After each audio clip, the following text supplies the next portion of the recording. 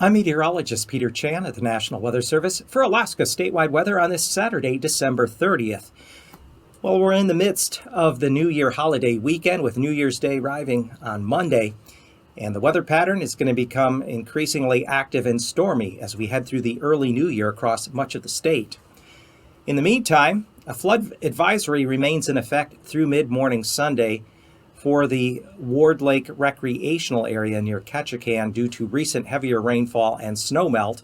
There is the possibility of some minor flooding in the Ward Lake recreational area in low-lying and poor drainage areas. Otherwise, we have winter weather advisories that will continue in effect through early Sunday morning that covers the Yukon Flats, northeast of Fairbanks, and areas north of the lower Dalton Highway up through Coldfoot, where 3 to as much as 7 inches of snow has fallen, and some additional light accumulations and blowing snow will be possible through early Sunday morning. Also, a wind advisory is in effect for the east central Alaska range around Donnelly and the upper Richardson River.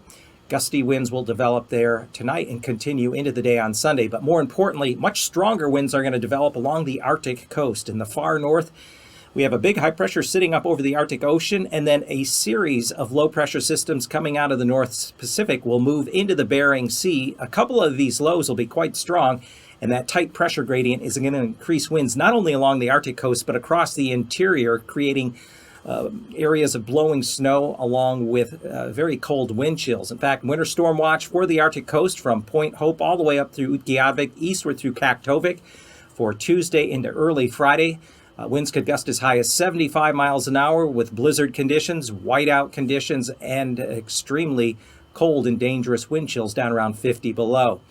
Areas along the west coast will see snow and blowing snow. A winter storm watch for similar conditions that exist for areas of the lower Yukon Delta back in through St. Lawrence Island, as a very strong low pressure will cross the central Aleutians on Tuesday and emerge into the central Bering by Wednesday. And this system will bring a variety of adverse winter conditions along the west coast, including accumulating snow, blowing and drifting snow, and in some cases, blizzard conditions. So stay tuned to later forecasts there along the west coast here as we get past New Year's Day. For Alaska statewide weather, I'm Peter Chan.